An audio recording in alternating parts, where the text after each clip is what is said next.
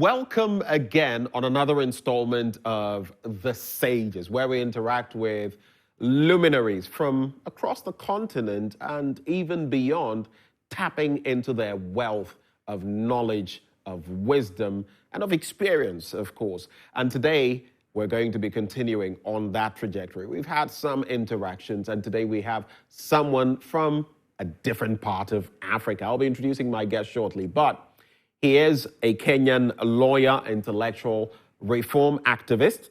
He was the Commonwealth Special Envoy to the Maldives. He has also served as Chief Justice of the Kenyan Supreme Court. He is none other than Willy Mutunga. Professor, he joins the conversation today as we bring you The Sages.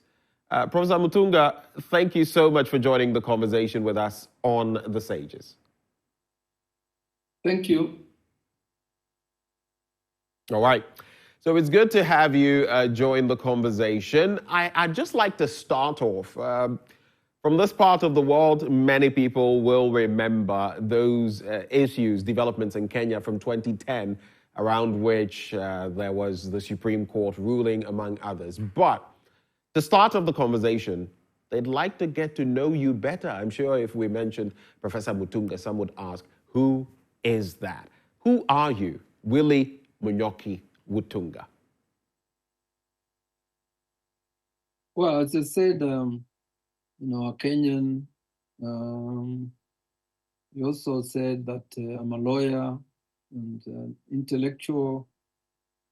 I'm all those. I was born in a village in Kenya on the 16th of June, 1947, and studied law, taught in the University of Nairobi.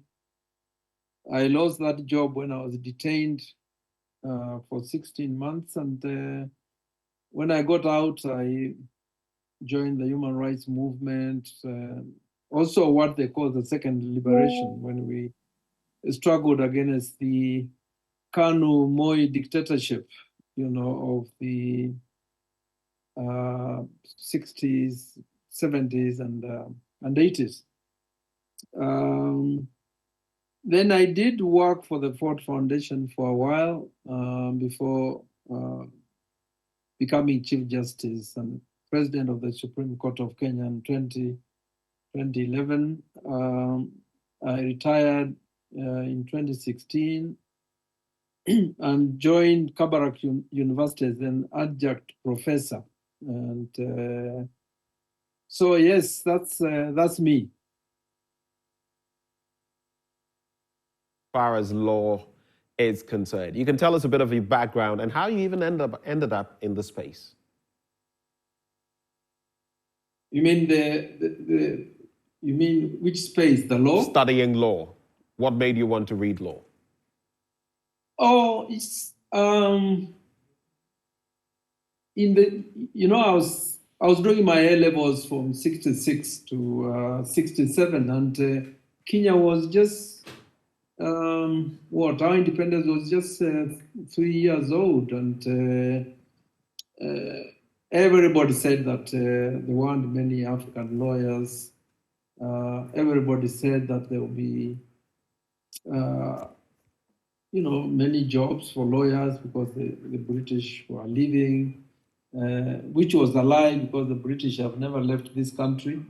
But anyway, I decided to read law because of those reasons, and because also the law school was in Dar es Salaam, and I was eager to travel to Tanzania, visit the country, and also visit Uganda. So that was also a personal motivation because as I've said, I was born in a village, and it took a long time before I came to Nairobi, to the big city, and the urge, to travel, was always with me. Even the first flight I took out of Nairobi was in 75 when I traveled to Accra. So there was so that. your first flight was actually to right here to Ghana, to Accra? Yes, in Oh, wow. 1975, there's a conference organized there by Professor Yash Guy and another guy called Paul from America. And my professor, Aki Sawyer, was there. And there's another professor who joined the Supreme Court. I don't know why I'm forgetting his name. He also taught in Nairobi, actually. He was a colleague in Nairobi. Right. Yeah, who was also teaching law at Legon. But I think partly, I do not know how justifiable this is, but maybe because of your academic excellence, it's guided you a bit in that direction. I know you attended Strathmore College, and before that, Ethukwe Primary School, where you had been historically the first student to score 6 points in the exams, which actually meant you had scored straight A's. Tell us a bit more about that foundation, but linking it to your parents, your father and your mother. There's a story in there. Would you like to share? Yeah, my father was a tailor. My mother, a farmer in the village. You know, they didn't go to school. So I was the first person from that village to go to Kitui Secondary School. Ithokwe was the intermediate school. We had to do the primary for 4 years, then you do what was called the intermediate school for 4 years, and then the secondary school, high school for 4 years, then A levels 2, and then the university. So yes, getting into the law school, of course, required good grades. And in Dar es Salaam, they admitted only 60 students, 20 from each country, the 3 countries, Kenya, Uganda, and Tanzania. So it was pretty competitive to get in. But in my A levels, I got 2 A's and a C, and that was enough to get me to Dar es Salaam, to read law. Now, let's talk about your initial practice, the 70s, the 80s, and beyond. While you were practicing law, you were also quite active in activism, political activism, social activism. What brought you to this point? Because in some respects, you had scrapes with things you wouldn't want. At some point, you were incarcerated. At some point, you would be treated in a certain way that you wouldn't want to. You had to leave your country at a point, I believe, and go to Canada. Tell us about your activism, why your activism, and whether it essentially led at a point to your departure from Kenya.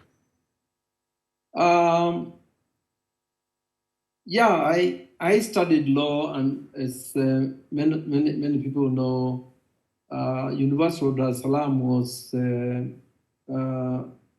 university of radicals, teachers and students. Walter Rodney, Giovanna Riggi, Aki Sawyer taught there. So Bishoto. There were many people, not to mention that Tanzania had given basis to many liberation movements who came to the University of Dar es Salaam to talk to us. So, my activism started in Dar es Salaam, really. That's when my ideological, intellectual, and political development took place. You had a president who was progressive, Nyerere, who came to the university very regularly to debate the Marxists there, debate the students. And the whole policy of socialism, ujamaa in Tanzania was also debated, on the campus. So I left, I graduated in 1971 and then decided to go back and do my master's in law in Dar es Salaam because I wanted to do, more reading about Marxism, socialism, and interact, with the professors there. And the topic of my dissertation was landlord and tenant. I wanted to get into housing, and that was also about contracts, the law of contracts, which was also my favorite subject. Right. So I went back, and then I was hired as a lecturer, in the University of Nairobi from 1974. And I taught there for 8 years. And I was Secretary General of the University Staff Union. And so we agitated for academic freedom, and we got into trouble. And I was detained for 16 months. And when I came out, I had been fired, but luckily I had my practicing certificate, as an advocate, of the High Court. So I opened, a practice, and I didn't have much work, but fortunately for me, I had a lucrative criminal law practice. I met quite a number of people in prison, and those who had cases came to my office, and I did some work. But I was also involved in free legal education, doing cases pro bono. Right. And I joined the embryonic human rights movement in 1973. And the reason was that when I left prison, I saw that I will fight against injustice and dictatorship. And I decided to do that. I practiced law. I didn't, go to Canada in exile. I went to Canada because I got a scholarship to go and do my doctorate. Right, but before you get there, were you detained at any point? Were you detained in the 80s, for example, before you left for Canada? Yeah, I was detained in July 1982, and I was released in October 1983. I was in detention for 16 months. And I practiced law in Nairobi until 1989, when I went to Osgoode Hall Law School to do my PhD. But why, Prof, were you detained? Was it because of your activism? Yeah, as I said, we that is the university staff, had a union, and that union also we had members from the staff, the students had their own union, and the problem was our academic freedom was subverted. In the university, they started removing books from the university library that they said were subversive, and in the bookstore, and it was becoming very, very clear there are certain aspects of the law they didn't want us to teach. And we resisted, but they then brought in the police. So I would walk in my class, and find people who are not my students, because our classes were pretty small, 60 students, and when you're doing tutorials, it's 15.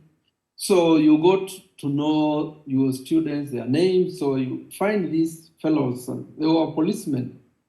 So there was a lot of intimidation, but we fought for academic freedom. We also fought for Professor Ngugi wa Thiong'o, who had been detained in 78. We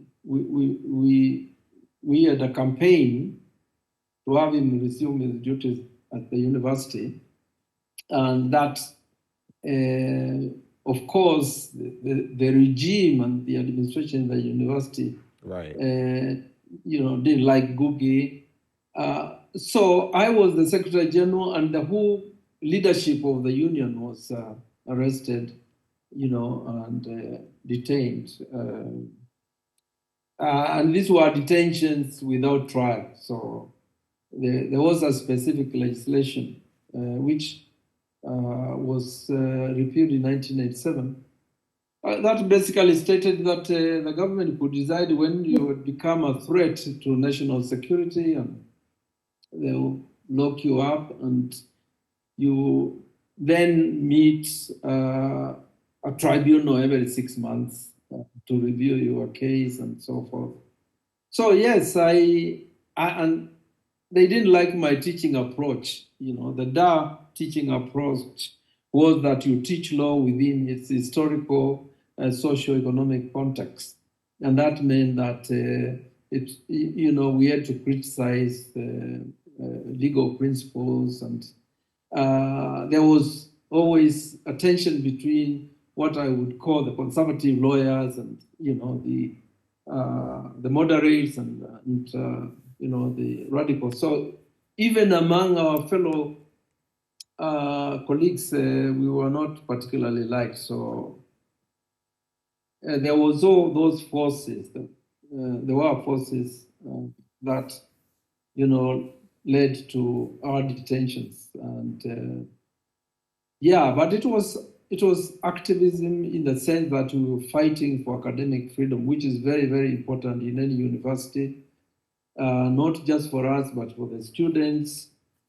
And there was a bit also about corruption in the university that we exposed, which also got us into trouble. Right, Prof. We're still live on The Sages, where we interact with those luminaries, intellectuals. And today we have Willy Mutunga, Professor Willy Mutunga, joining us all the way from Kenya, having a discussion with us. We've already spoken about his background and how he got into law. But of interest to me, this was under former President Arap Moi, right? Would you then have considered yourself a radical because they targeted radical elements at the time? Would you classify yourself as a radical? I've always been a radical since the dark days. So people, people call me an activist, but if a radical means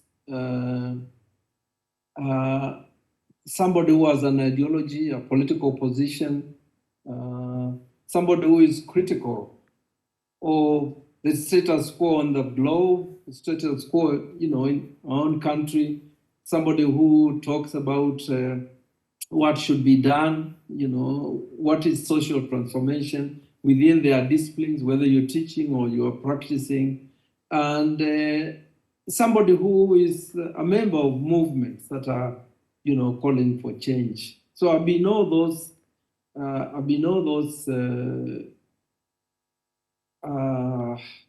things at different times. Yeah, but continuous.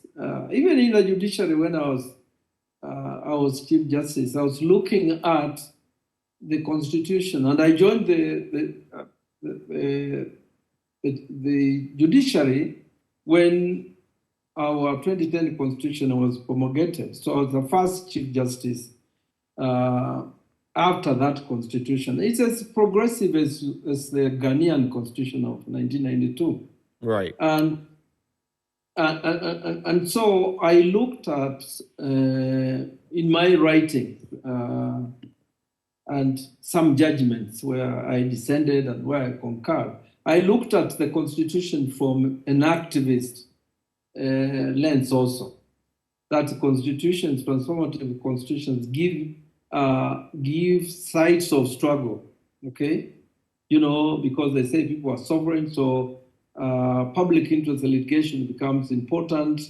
You can pick the reforms in land, for example, in the constitution and agitate for it.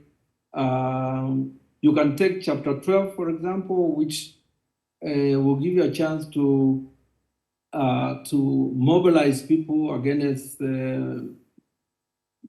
debts, against corruption. It has, the Constitution has very good provisions on human rights. So,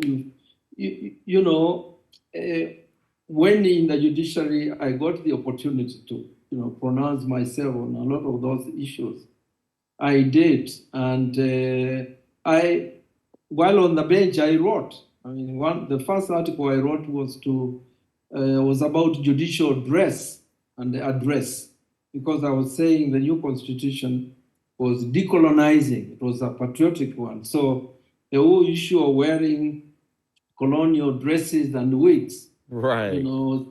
Something that I wrote against. People say I banned the wigs. I didn't have the power to ban wigs. What I did was to persuade people by tracing judicial address and address from feudalism, and showing its connection to feudalism and then capitalism. And I told people why the U.S. on becoming independent discarded them.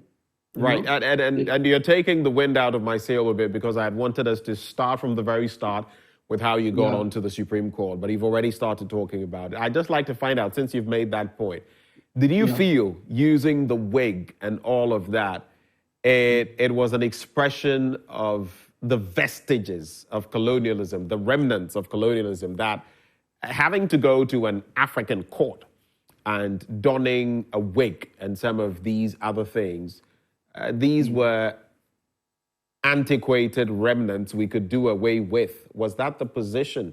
That was my position, and the other position was that when the Constitution, when the Constitutional Review Commission, headed by Professor Guy, was going around Kenya seeking the views of the people about the change of the Constitution, the issue of judicial address and address came up, and a lot of people said that the wigs and the scarlet robes reminded them of the hangings during the Mau Mau struggle. Right. And they said that the judiciary should not don those wigs, and that the judges were expected to come up with their own traditional robes, and so there was that aspect of it that Kenyans basically said, this dress and address has to be decolonized. So the decolonizing of the address, you see, is the whole notion of calling judges, my lord, your ladyship, and so forth. So we adopted the equitable address of your honor, which in Kiswahili is, in Kiswahili is mheshimiwa, which is also used used to address members of parliament, even the president. And then we had a lot of support during that debate from the churches, actually. They said, judges should not be playing God. Who said that they should be?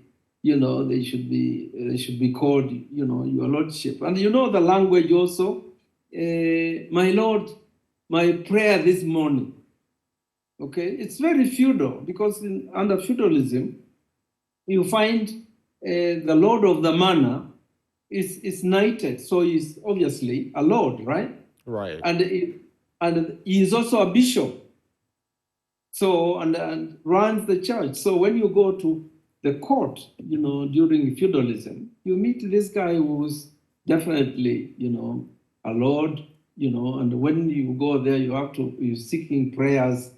And there's a lot of that language, just like Latin also. We try to tell people that, it's very difficult to have a transformative jurisprudence if we despise our own languages. Right. And that project still continues in terms of interpreting the Constitution to Kiswahili and our national languages,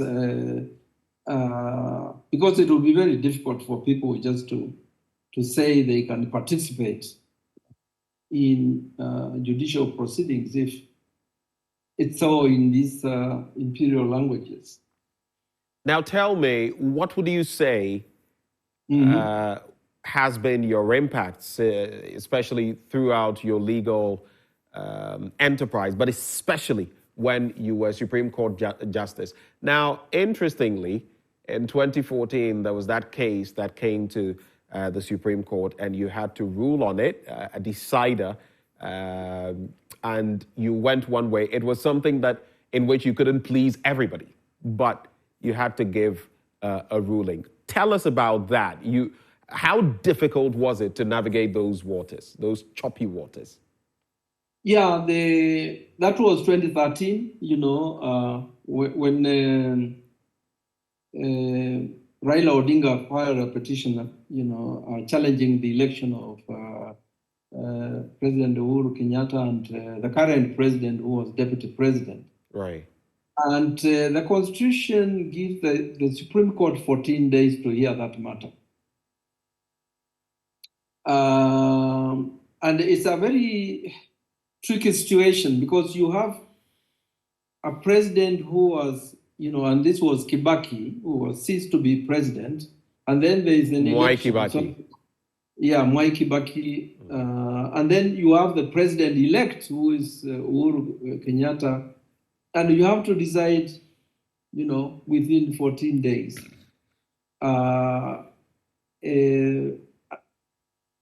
14 days. So it's first of all, it's a situation where any judge has to be nervous. Okay, and the six of us were nervous, because we realized that if we didn't decide within 14 days, there will be a constitutional crisis. And, you're also talking about a country that is known for politics of division. Okay, so, and you were quite right when you say that once you decide, you won't please everybody. Okay, because of ethnic divisions. But this one was, we decided that we should do what is called scrutiny, and that one didn't go down very well because we didn't finish. So we basically looked at the arguments and decided, that the petitioner hadn't proven his case, and we dismissed the petition, and what happened is what I expected. Which is that even if in a presidential petition in these countries, you are Solomon, you will be kicked out of town. There is no Solomonic wisdom there because of ethnicity. So I got a standing ovation when I was swearing in President Uhuru Kenyatta. And those who lost, attacked us bitterly. And in fact, the attacks at some point were directed at me because people forgot that we were six of us. But, it's basically, and that happens. It happened to my two successors. When you decide in this country, basically that's what happens. And people forget that there are other decisions you made as Chief Justice. There are other reforms that you spearheaded. They always remember that. And now that I've been in retirement for 7 years, there are still some people who talk about that case, talk about that case. What do they say about the case? Well, they are not even criticizing the decision, because what we did, we gave that decision to the Faculty of Law, University of Nairobi, for people to critique and whatnot. And there was certain criticisms we accepted, and we also gave our own view about the period, that the period of 14 days is not enough and so forth. But that is a legal thing, people, this wasn't, the critique wasn't legal. It was just ethnic, it was just political, where people felt that if we had, decided in favor of Raila, the country would have been better, and so forth. But from my own perspective, for my own politics, right, I don't see these factions in Kenya, as different. Right. Right. I also, as a judge, realize that, there's what we call the law of equity, which says people should not come to court with, with the dirty hands, all right? So we're Kenyan, we know people are bribing, voters, and then they come to court and they say, oh, you see, we were just two gamblers, but, I lost, so I'm seeking justice, So you can't win. You are right when you basically said that there's no, you wouldn't really get national consensus on any particular decision because of the politics of division, whether it's ethnicity, religion, gender, generation. It's very, very, very difficult. But my fear was that if we did finish within 14 days, we were in trouble. And at least you managed to scale that hurdle. But let's talk about leadership, governance in Africa. You can talk about the Uhuru Kenyatta's. Raila Odinga at a point has had his own arrangement. Now we have the current president in Kenya, but not just Kenya, other African countries. You look at West Africa, you've been in Ghana before a number of times, so we've had our own situations. You look in West Africa and Guinea, Mali, Burkina Faso, and you cross over a little, Niger, have all fallen to coup d'etats. There have been attempted coups in Guinea-Bissau, among other places. The constitutional element, people have twisted the constitution, like we see in Senegal. Macky Sall wanted to go for another term. It couldn't happen. Now he's trying to handpick or cherry-pick the next person. In Côte d'Ivoire, Alassane Ouattara succeeded in creating for himself a third term. And some have called those actions constitutional coup d'etats. But when you look at the governance landscape in Africa, how are our leaders faring on the continent? And are they delivering the things that the ordinary people require? Well, my view is that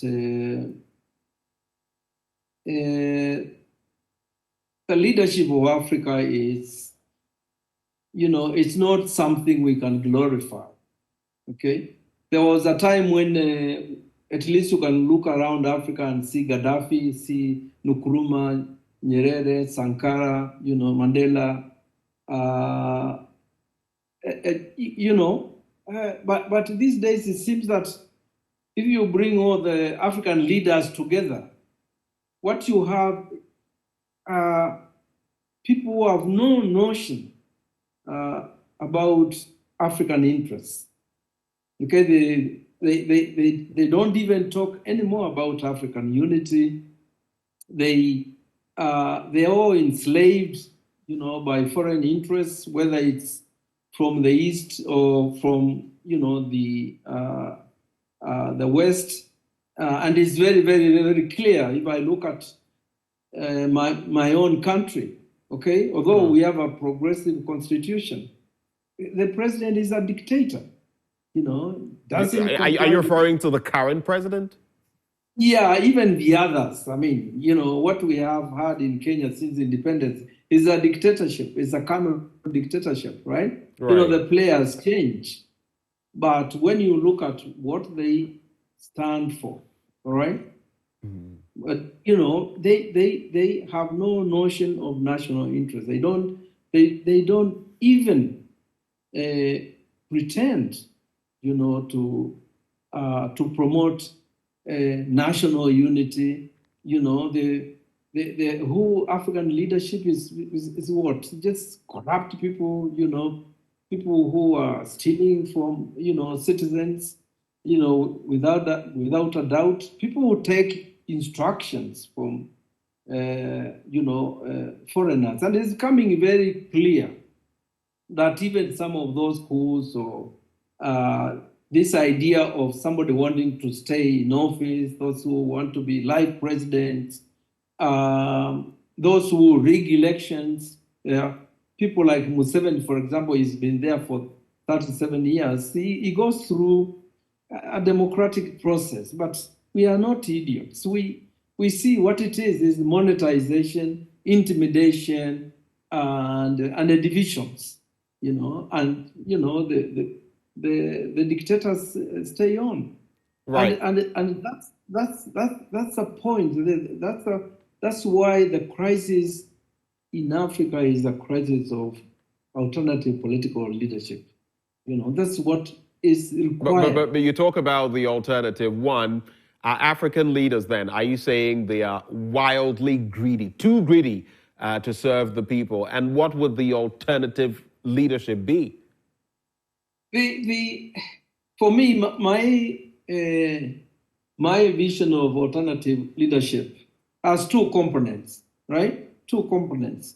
One is a leadership that at least has knowledge about, the planet, what is happening in the planet, okay?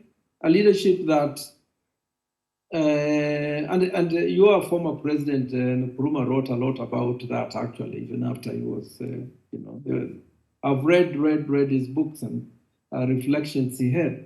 The British didn't leave the colonies, okay? The Americans came in, the French, the Japanese, and now we have an issue that people are debating in Africa about the Chinese, okay? So you have leaders who basically, as I've said, don't focus on the national interests. They don't protect their lands. They don't protect their resources, and they are actually enslaved by what you might call the imperialist bourgeoisie. Mm. And so to get at least leaders who understand the world, understand what's happening, and the leaders who can go to the people when they get hit by IMF and the World Bank, for example, go seek protection from us, as people. Because if the president organized us and said IMF tells us we can't lower the prices of essential commodities, right? And the people will stand up and say, Mr. President, defy them. Okay? Using the people as a bargain is cheap, but they don't. They don't. And then this African unity, okay? we are facing a situation where there could be a World War III, Right. and we don't have leaders who are asking what will happen, because Africa will basically be a center of it because of our resources. And I guess I'm assuming we'll be pawns again, like happened in the First and Second World Wars, where there were some African recruits at some point, depending on who was your colonizer among others. If that were to happen, God forbid, we just might end up being pawns again. In that jigsaw puzzle. Yeah, we will be pawns, but there's something that is happening when we talk about the Chinese. A lot of the African left has still some respect for and basically that is not a critique. We glorify the Chinese Revolution in 49. We glorify the Bolshevik Revolution 1917, the Cuban one 59, right. Vietnam 75. All right, because it's. I guess that's why Africa is taking a position on Palestine. Okay, right. So, because we internalize the domination, the exploitation, the oppression, and the denial of freedoms. Particularly people of my generation. When I see what is happening in Palestine, I can relate to it because it happened in Kenya. People were bombed, people detained, killed, put in villages. There was a colonial apartheid system, even in education. I don't know whether you know that even the exams, were segregated. There was the African one, the one for the brown people and one for whites. And actually in Kenya, it's 1961 when there was a multiracial exam 2 years before independence. So that for China, when you hear that they are giving loans and then they have a collateral, of bridges or ports, airports, right? Other ports, and all of that, and that has become topical because sometimes African countries default, and the Chinese negotiations tend to be pretty difficult. You look at Ghana's situation, our own domestic debt exchange, now the external debt exchange program have been hobbled for a long time because our Chinese creditors had a certain position. So some would say that it's almost like moving from the frying pan into the fire. So then I would ask you, since I know you have a socialist background and you're also looking at the footprint of China in Africa. Do you think China has become too much of a giant, a behemoth, and that it could also affect Africa in years to come? Yeah, this issue about China being a superpower, fighting to be a superpower, was in the 60s and 70s in the polemics between the communist parties, of Soviet Union, China, and Albania, okay, and others, and the debates were also about whether the Soviet Union was socialist, okay. Those were debates as well. A lot of people writing to say, they are actually, that's when the notion of social imperialism, came in during those polemics. And in those polemics between the socialist parties and the socialist countries, China was seen as an emerging empire, okay? And the debate was, particularly during Mao's time, that China could liberate Africa, for example, from from Western imperialism. But those debates have been around, and people are now saying very clearly that although China is in the orbit of neoliberalism, it has overtaken the West in terms of infrastructure, for example, and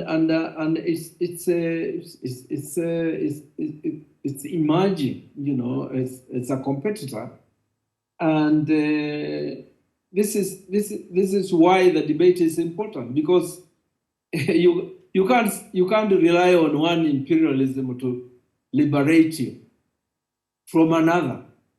It's nonsensical.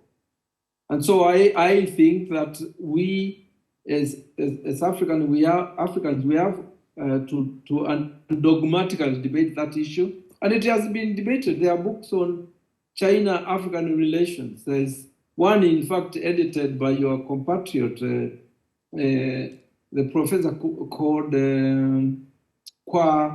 what is his other name? He's based in South Africa. He had an institute, Kwesi Pra.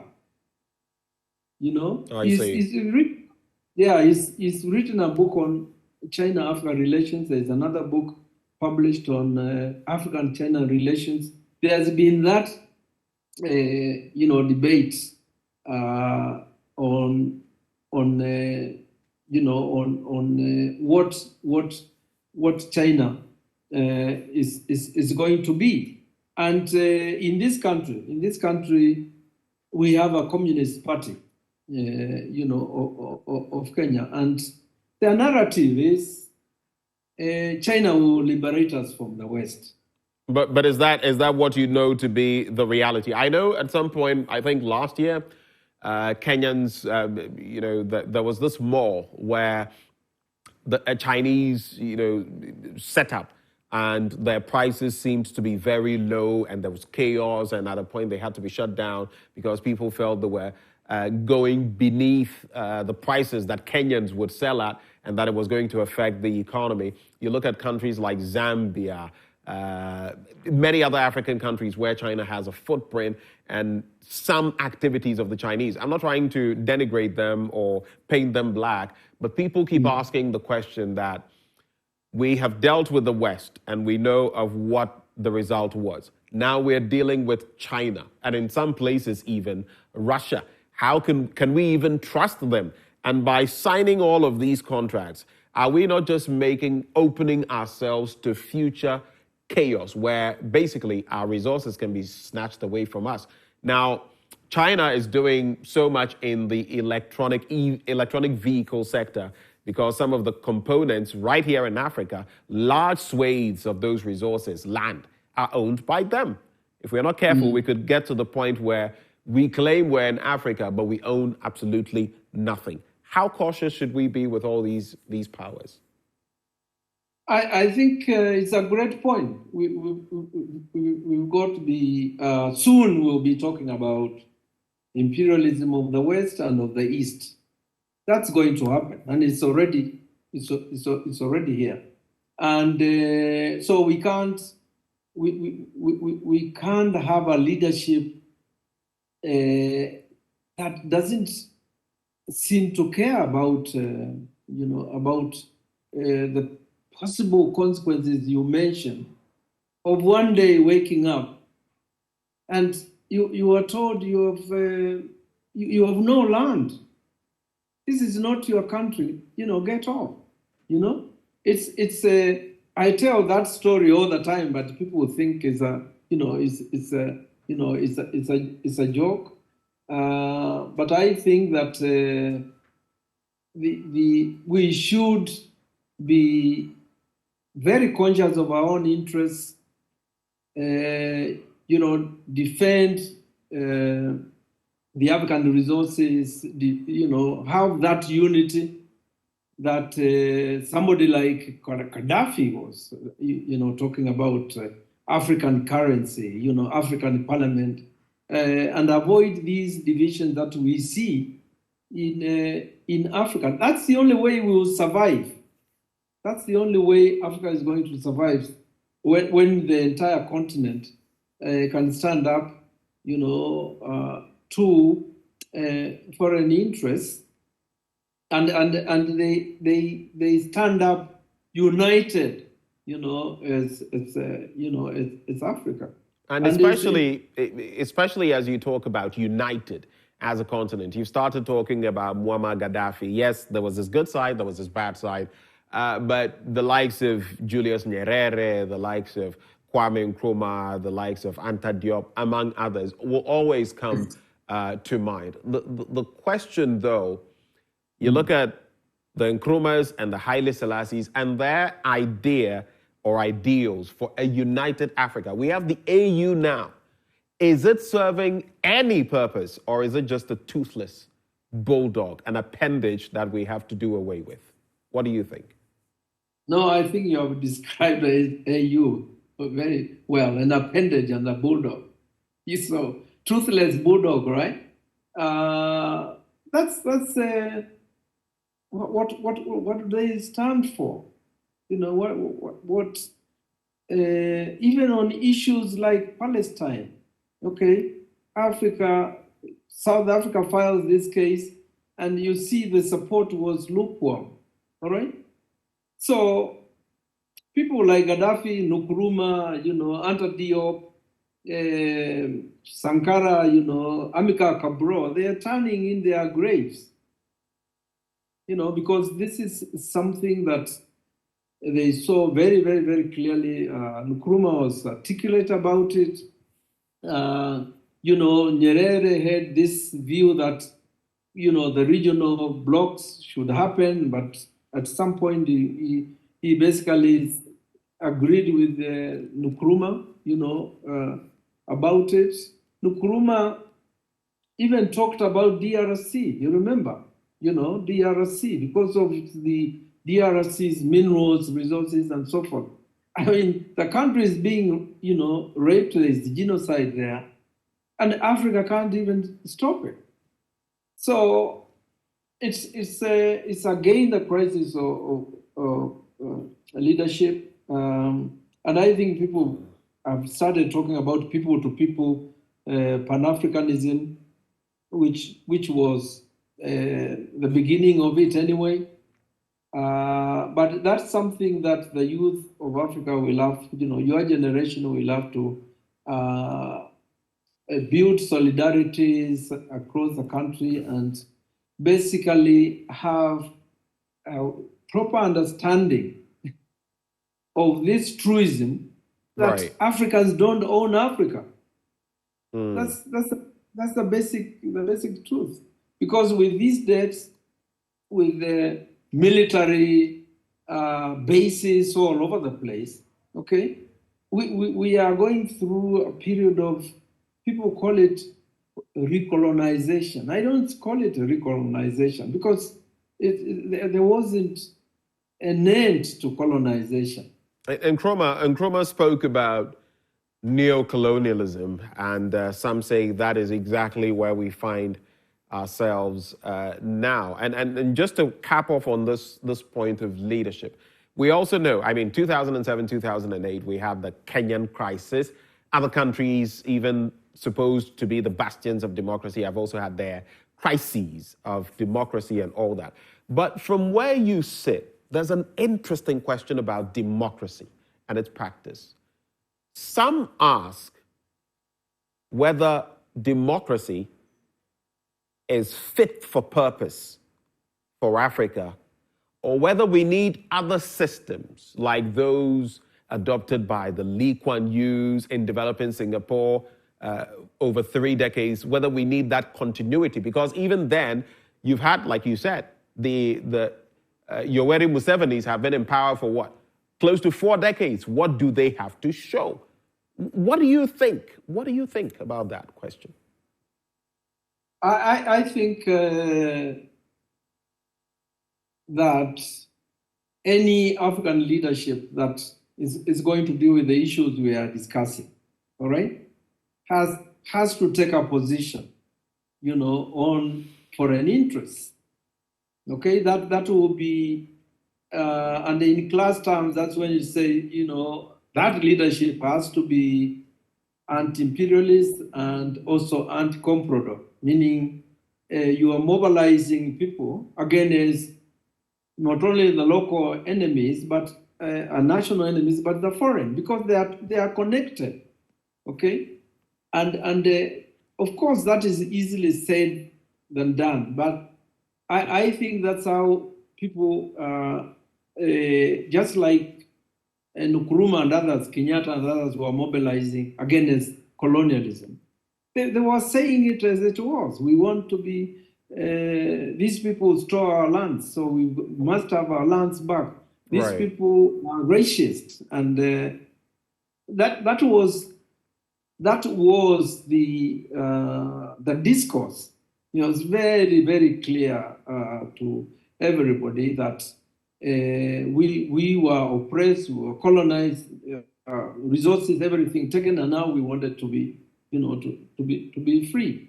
And you saw that in the Bantu Conference of 1955, the whole notion of a multipolar world, okay, which is surfacing again with the BRICS, all right? Because what we had is a unipolar world, meaning you have one empire that calls the shots, okay, and that's exactly what you know it orders. So we have to understand, the leaders have to understand how Africa will navigate these conflicting interests that might even go to war, you know, and survive. You know, that is the basic question. But we have a leadership that doesn't understand what is happening, you know, in the world at all. Yeah. And that, I believe, is one of the fundamental questions. There are two areas I want us to look at quickly before we conclude the conversation. One has to do with the climate change challenge, global warming. In recent times, Accra has become very warm, very hot. And you even enter a vehicle with an air conditioner and you can barely feel anything. The globe is getting warmer and warmer scientifically, but Africa even more so. It's already tropical here, and we suffer the brunt of global warming. What do you make of climate change and how Africa so far has dealt with it? Yeah, that's a great question, although it's not my area, but my vision of ecologically safe planet, which includes us, right, is one that has no wars, the one that is peaceful. You know, there's a lot of evidence showing that the Mother Earth cannot cool when bombs are being dropped all over the place, okay? Missiles, you know, the root cause is known. You know, war is one. People are talking about the issue of energy. So the root causes are known by scientists, they are known by, you know, everybody. And it's the root cause is clear, okay? And it's the same thing that we're talking about. You know, we're risking losing our motherlands, but we are also, you know, exposed to a situation where even our motherlands are not inhabitable, okay? And that's why those issues for me are issues of concern to everybody, you know, in Africa. Starting with the leadership, and if the leadership don't want to discuss this thing, the 21st century for me is a century of global solidarities. We have seen even in the global north itself, you know, people rising up against the oppression there, whether it's Black Lives Matter, whether it's the whole movement about reparations that is going on and getting stronger and stronger. Right. As long as, you know, the African leadership can, you know, convince even the citizens of the North and that even us as citizens in the global south, that we have a common enemy. Okay, instead of some people feeling that because of our exploitation they are better off. Right. But I think these solidarities that are being built, particularly among global south, citizens, are important, and we have to look at that resistance also and have some hope that people are saying we must get reparations for slavery and colonialism. And people are saying that it's non-negotiable. And then we are seeing movements in the global south, in the global north. The moment there is consciousness among citizens in the global north, okay, about what happens to us in the global south, the world will start changing. All right. Because it's not, yeah. But they basically say we deserve it, and the whole inhumanity of white supremacism and racism, those who rule, just like our national leaders, I mean, you can't underestimate them. Right. Our leaders use ethnicity, they use religion, they use gender, generation, and they avoid the issues of education, health, climate change, right? And they claim at that. And at the international level, it's the same thing. The people in the north being told that we are satanic, in the south, all manner of things. But I think, although we are talking about leadership in Africa, we must also talk about leadership in the global north. Right. Yeah. So to conclude the conversation, and this is coming up, I mean, I want to know about that new Africa, the Africa flowing with milk and honey. We have the resources, it's not translating into our lives, how we get there. But even before I do, just because recently Ghana has passed its LGBTQI plus bill, about the LGBTQ community. Countries in Africa have gone down a certain road. Some of them have penalized it and have laws enforcing that. Ghana recently had a bill to that extent, criminalizing, in a way, LGBTQI plus activities and sponsoring or propagating same. It's yet to receive presidential assent. It's just about 2 days old. But what perspective do you have? Some say this is African, this is cultural, this is alien to us. Others say you can't trample on human rights, and if you do, there'll be sanctions and all of that. What is your stance on this, especially because you are a legal luminary? Well, my stand is both constitutional and theological. Okay, when it comes to the Constitution, in the case of Kenya, the Supreme Court has ruled that you can't be discriminated on the basis of sex or sexual orientation. Right. And the Supreme Court has been attacked, by fundamentalist Muslims and and Christians and evangelicals, and so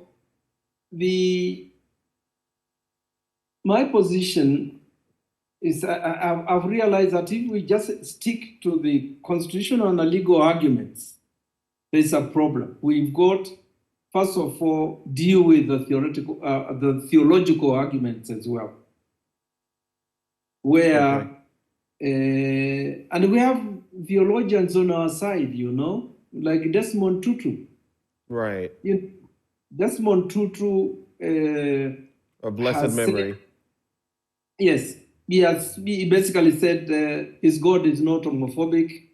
He's also made the argument that we all created, by God in his image or image, and the issue of people saying that LGBTQIA, plus are created by the devil. It's not in the scriptures, all right? And the other argument, which is theological, is that where in the scriptures is sin prioritized? Sin is sin. So if we are so adamant about gay rights, why don't we also criminalize adultery? It's a sin, right? So the theological arguments, when I look at the Bible, for example, and I've been doing that, the Quran, I've come to the conclusion that people pick just a verse and they run with it. They don't read the Bible holistically, because on that issue, you can ask a pastor, what does Jesus say about homosexuality? Nothing. Okay, the only thing we know about Jesus is the woman who was caught in the act, right? And people wanted to stone her, and Jesus said, "Well, if you have those who haven't sinned, do it." All right, and that's a notion of why is sin being prioritized. Okay, and then in terms of scientific evidence, okay, there are still people who are saying that the gay community, being gay is a lifestyle. Okay, why would somebody choose a lifestyle like that in Uganda when you know you're going to be killed, your parents, are going to be arrested, and so forth. So the arguments, and thank God there is now a big debate in the Anglican Church about this issue. And when the Pope Francis talks about it, he says, who am I to judge? It's an issue where they basically say also, oh, this is foreign. Okay? There are a lot of people who have written about that issue, about African religions and how they treated people who are different. It's there. People can actually, read it. So for me, I look at religion in terms of values. Right. And the values I find in every religion about sympathy, about humanity, about love, about communities, about all manner of things. They are in all religions. So would you say, Prof, that these legislations that are coming up in different parts of Africa, criminalizing or clamping down on the LGBTQI community or its practice, do you believe these are in the wrong direction? Well, I put them within what I've called politics of division. All right, you build what we used to call a straw man. All right, you take an issue that is not an issue at all. You want to kill people who are gay, all right, but people are dying of poverty. Right. You can't feed your people. Okay, you want to hang people because of their sexual identities, what kind of politics is that? Okay. Well, there are no legislations necessarily asking for that, hanging anybody. Not that I know of, at least not the Ghanaian one. The Ugandan one, but the Ugandan one has it goes to some extremes. That definitely can be said. We have to cap this off. In the next 30 seconds or so, what would be your final words to us, Professor Mutunga? The conclusion for me is what I've said, what I expect of the youth of Africa. The message I'm giving your generation is that don't be fooled that you own Africa. And from that position, everything else we have talked about, alternative leadership, who controls what in Africa, who rules Africa, and so forth. Right. It's something that the youth of Africa have to, to focus on. And they have to be prepared to to die defending the motherland, for sure. Right. No. Well, Prof, it's been refreshing catching up with you and crystallizing your thoughts, so to speak, on Africa, our lives, and everything in between.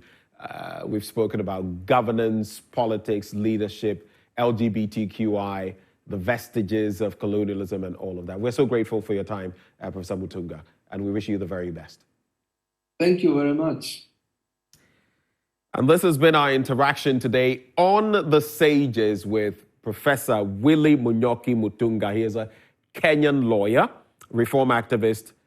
He was the Commonwealth Special Envoy to the Maldives, and he has been Chief Justice of Kenya. He just joined us with his thoughts on Africa and everything concerning Africa. And for those of you who did the watching, thank you for watching us on The Sages.